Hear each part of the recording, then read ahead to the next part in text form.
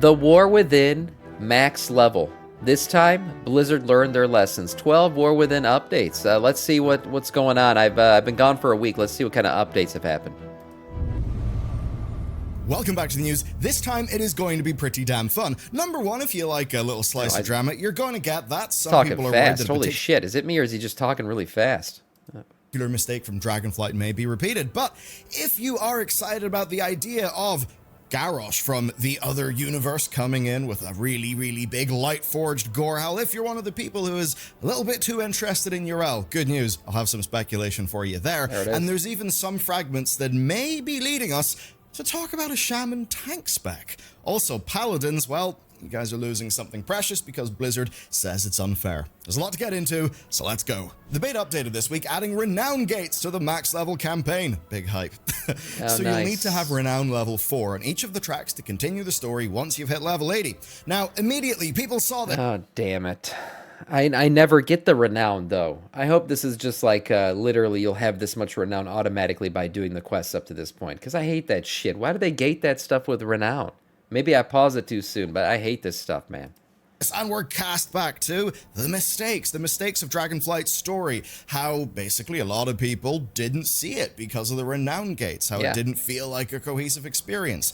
But I'm actually here to set a lot of your fears at rest. I get how the first reaction is that the mistakes of the past are being repeated, but after a full story playthrough and ending at level 76, we were just about 4 on 2 renowns, we were 3 in 1 renown, and we were 1 on another one of the renowns. So you're still gonna have to grind that's the thing. Unlike in Dragonflight, side quests aren't rewarding any rep. We're not really sure if that's intended, but picking up treasures, world quests, world events, and killing rares, you could see that by the time we hit level 76, we already had loads of those renowns. So I do not think that this is going to be a major issue. Now, this might stop you from I wonder if delves give you renowns. The thing is, like, if you're going to time gate shit with renown, I kind of wish we had the old tabard system again, where you could just, like, wear a tabard and go run some Mythic Plus or do something like that to gain some rep. I just hate the feeling of having to being forced to do world quests, because sometimes I don't want to do them. I don't feel like doing world quests, and then this shit kind of makes you do some of that. Now, if delves will give you renown, that could help maybe in those treasure boxes at the end. I'm sure they give something. But overall, I just hate the time gating with renown shit.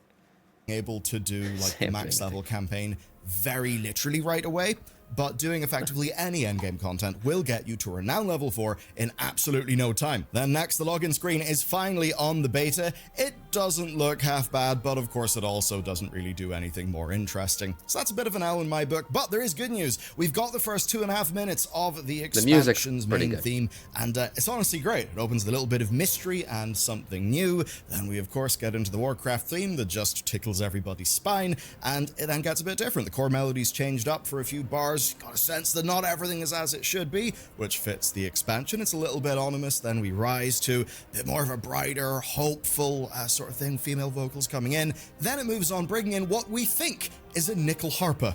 Some musicians on the team. I've never even heard of that instrument, but apparently that's what it is. Point though is, it's a really strong piece so far, and if this is the musical version of what the expansion is supposed to be, then maybe that's kind of the best use we've gotten for the expansion. The main thing with the WoW expansion music is it's generally playing around with what the expansion itself means. So here, you know, it's got what we love, the classic Warcraft Legends of Azeroth bit, respects that, but it's not afraid to play with it and set something else up. So, a great piece of music. Next though, oh boy, we've got to talk about class changes and shaman things. So, to kick off the class news, shamans have got a raid buff. It is called Sky Fury. So that's pretty cool. And because of this, now every melee will be begging for at least one shaman in every group for the rest of time. And not just an enhancement shaman either, because now every single shaman spec brings Sky Fury, which is a raid-wide 2% mastery. Sky Fury incorporates previous effects of Wind Fury Totem had for activating additional auto attack swings with a small mastery buff. Okay, nice. And 20% chance for autos to swing again, which basically means a guaranteed spot. Party-wide restriction previously in place of the Wind Fury Totem effect and turning it into a guaranteed raid-wide effect. But in bigger raids and a nice boost in M+. So you don't have to put everyone in one group. There is some bad news. Blizzard's usual favorite, the Paladin, has lost Retribution Aura to somewhat rebalance the scales a bit, and there's kind of bad news for the Paladin. Sky Fury has arrived alongside the promised Shaman changes, and they've actually not been a unanimous win. So let's break it down. Enhancement Shamans are suffering a little bit because every spec has got Sky Fury, right? Every single one has got that big shiny new buff that maybe will guarantee them a raid spot. Now, I get why Blizzard did that, but if you think about like auto attacks hitting more times, you do think Enhancement Shamans. So they suffer from a thing that feels more themed to them going to every other spec, but there's also pathing changes, and those pathing changes are thrown off some of their best builds. There's a fairly scathing breakdown from Word Up. He's been maining Enhancement Shaman for basically longer than like many people have played the game. That's the thing this does. The first thing I thought was like, oh, so Enhancement Shamans don't matter anymore? Is that what it is? I would consider the current situation created by the hero trees as something to be happy about, especially considering how much could have been achieved by the actual light touch. Insinuating that, yeah, so is he not happy? Put into context where such an outcry from enhancement state of the current tree. Interesting. Yeah, I wouldn't know about this shit enough to read into it. But I felt like Enhancement Shamans are kind of getting slapped in the face with this one. Seriously, he's absolutely deep in there, and he brings up lots of really good issues. Now, the bright side is the issues are easily fixable because it's all talent tree stuff. To keep it quick, Enhancements, Totem, and Storm builds, which are the ones suggested by Hero Talents, are kind of impossible to fully complete because of changes that have been made to the spec tree. Now, one of their strengths, right, was basically build flexibility, allowing them to pick up a mix of AoE and single target. And they've reduced that. They've reduced that by keeping a whopping 9 2-pointers in their spec tree and moving Flurry from the class tree over to the spec tree. So you can see the impact and pathing that would have. Now, there are still improvements. In theory, some of the shuffles are good, but it's not really a free win. It could be a free win if they maybe reduce some of those 2-pointers and iterate a little bit on the pathing. And that's where there might be good news, because Blizzard have already said there are more changes coming next week. So maybe these changes made it out into the wild in a way where Blizzard kind of knew they weren't quite ready. The other two specs fared a bit better, mostly at least. So Elemental has a new version of Ice Fury. It makes Lava Burst have a chance to turn Frost Shock into an instant cast Ice Fury instead of basically being its own button. Now, it still is more or less the same thing, except it buffs the next 2 shocks instead of the next. You know, one thing I think that'd be awesome for Shamans is if they actually ever got a tanking spec. I really think Shamans are open to being able to tank. Like lore-wise, the way that they work, you just crust yourself up in rocks. Like, it would make sense if they ever gave them a tanking spec, but for some reason Blizzard don't want to do it. I don't know. I always thought they would get a tanking spec eventually, and I've been thinking that for like 4 expansions now. Next 4. That basically means they're moving from 4 instant casts to 3, so they will feel a slight loss in movement there. Male armor tank. I mean, we have leather armor tanks, guys. We literally have demon hunters. We can do a male armor tank. They would just cover themselves up in rocks, and that's like the lore behind it. You give them some kind of ability called rock armor, and there you go. You don't even have to have an animation with it. It's just literally a buff on the screen. Rock armor. Okay, you're ready to tank. There you go. Electrified Shocks, which was basically that extra window for lightning damage after Ice Fury. But despite that, they're mostly keeping their ability to build for lightning or fire in different damage profiles, which will match pretty well with the pretty distinct hero talent trees that they can choose to go for. It's a very different looking tree, but it does seem to accomplish mostly good results with abilities that look similar. Except for the cool new shield imbue, which is pretty nice, and the new little elemental that spawns when your big one goes away. Next then we got Resto, so they're getting a handful of new talents, they're getting some redesigns and a bunch of buffs. For the new things, there's a talent that adds a heal and damage reduction component to Spirit Link. Sounds pretty rad to me. I mean, Spirit Link Totem is, it's already amazing. So that's pretty neat. There's also a new talent that rewards you for rebuffing, right? Your earth and water shields. Oh, nice. Low in stacks. Hopefully that feels Keep good. Those buffs There's also a buff to Healing Rain and an Ascendant's Choice for a 2-minute cooldown version of it, or a longer version with a ton of haste. Then we've got some redesigns to fix up issues with Mana Tide Totem, with Earth Shield and Earth Living Weapon. Healing Rain's also... Next then, Healing Rain, it now turns into Downpour when it's used instead of being its own button. Okay. And, well, if you like the idea of your damage feeding back into your healing, there is a bit of that with the new Master of the Elements. We need more healers, not tank. I don't think needing more healers is the problem. I think you need to make healing fun again.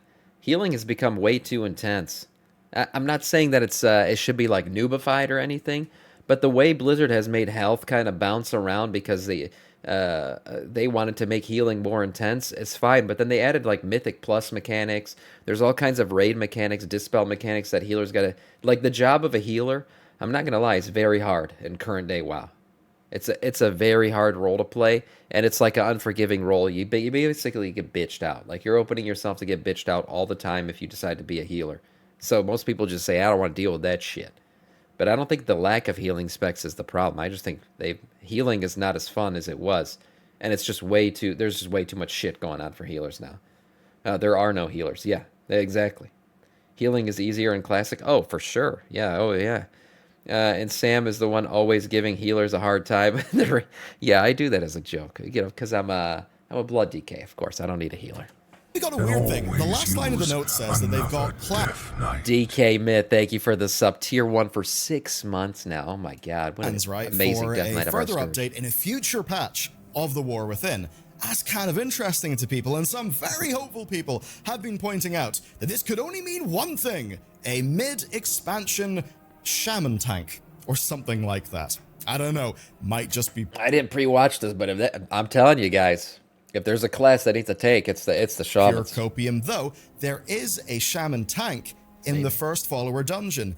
And Thrall is in the War Within, but we don't exactly know what he's doing. And they also did add on Voker Mage Dragon. Another death. Codicia, thank you for the gifted sub to Bear's Adventure. Thank you, Bears. Death Knight of our scourge. Flight. I don't know. Do you think that's bullshit or not? Thank you, Eddie kicked Not off the sure, hype train. but Thanks. let me know. The next story then is a tidbit for the crafters. The cap on concentration has actually been doubled, and this is great for quality of life. It's all the way up to 1,000 from 500, and that means you'll be able to batch more big crafts instead of having to do them just regularly all the time. Oh. You see, the system is time-based, so it means you can craft every 1,000 minutes, which is basically once a day, instead of every 8 and a bit hours. So I think that fits in with, the sun and the earth spinning a lot more healthily. Next then, the crazy story. Lightforged Gorehowl, what's going on? Now, Yrel and her Lightbound army canonically are still out there on AU Draenor. What does this mean? The last time that we checked in with them was, of course, the Mag'har Orcs. The Mag'har Orcs fled. That was part of the Allied race quest line that was going on at the very start of BFA. All pretty weird stuff, and Blizzard have not really mentioned it since. But there is a tiny amount of fuel that has been added to the fire, and here's why. A humongous Lightforged Gorehowl in real life. It's been done as a celebration of WoW's return to China, and it is just plain cool. They rebuilt their Gorehowl after tearing it down in Rage after the breakup, and now it's complete. It's got messages on it from players, a whole bunch of lights. So yeah. It's very bright, so yeah, it's been christened the Lightforged Gorehowl, and that brings to mind the Lightbound version of Garrosh that Blizzard actually do have in their back pocket if they want to do some pretty crazy lore. Now, many people would say that this is just a plotline that they may choose to never continue. I would say that if you look at the Arathi Empire, right, these sort of like, big worshippers of the light, but maybe a little bit sus, maybe a little... You know what I would love to see, because Yrel kind of became a bitch. I would love to see her like meet this new Light King or whatever, whatever we've been calling him, the Lord of the Light. The new one that's coming from the Arathi Kingdom, the one that brought the Halifal expedition. I would love for her to meet him, and he like crushes her. Like he looks at her and he goes, "You think you know the light? Beauty, little dry night." He crushes her ass. And then teaches everyone about the real light. I think it'd be a badass. Yeah, the Light Emperor. Yes. I think that would be a really cool moment if he just tells her like how she's gone the wrong direction. And I'm not saying he's a good guy, but I'm just saying, bad guy meets bad guy and he beats the shit out of her. I would love to see that. They'd probably team up. They'd probably fuck. You're probably right. Do have like a lot of ideological crossover with Yrel's pretty extreme bunch. So if Blizzard wanted to do something crazy, they kind of could. And if they were to do that, they'd use Geira, right? She's the character that basically is the leader of the Mag'har Orcs, and she's actually in this expansion. Yeah.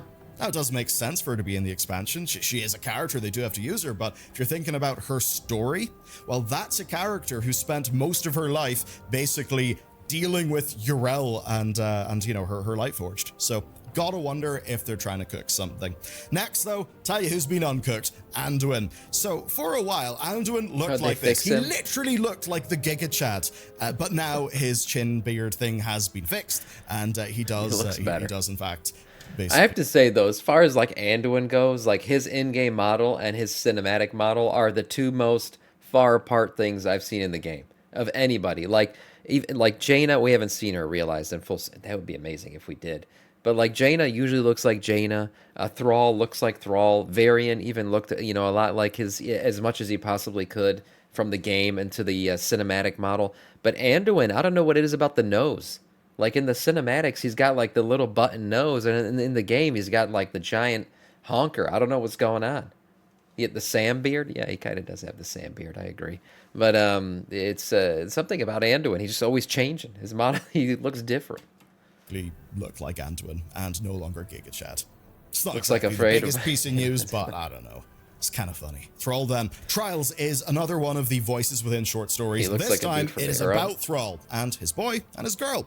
It marks the 4th story of the 6 that have been promised in the book. Basically, they're going to be doing a physical like collection of all 6 stories. The stories themselves, though, are being released online for free, which I think is a really good move. And I'll certainly say any fear people may have had about needing this lore to understand the game, like those fears are dead. This is a really good read. It's focusing on Thrall, it's focusing on his family, dealing with the Gorehowl, which is a sort of pass or die, like orc rite of passage. Yeah, it's one of the things reintroduced into orcish society. It's badass. And like Thrall's thinking about getting rid of it. I don't understand. This is like soft Thrall. We're gonna get soft Thrall confirmed again. Because like there's this thing that the Angara or whatever is like this rite of passage that orcs have to go through. Use another Oh man, knife. thank you so much, Konesia. 15 15 months watching this stream, and there seems to be no sign of intelligent life anywhere. You bitch. Oh, okay. You know what? I'll ignore what you just said. Thank you for the tier 1 sub. 15 months to beat a Death Knight of our Scourge. Jesus. What was I just saying? Yeah, Thrall's thinking about getting rid of this rite of passage because he thinks it's like too savage and shit. I don't know, man. I hope this isn't a sign of things to come with Thrall. Are we getting soft Thrall or are we getting rock hard Thrall? I prefer one over the other, let me tell you.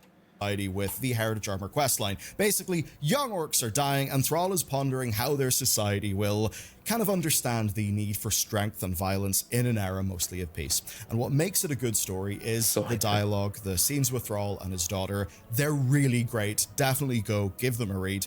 It's a shame, I would say, that Thrall is not being fully utilized in War Within, but hey, who knows? Maybe halfway through the expansion, he'll burst back in and say, hey, Shamans, guess what? We're tanks now.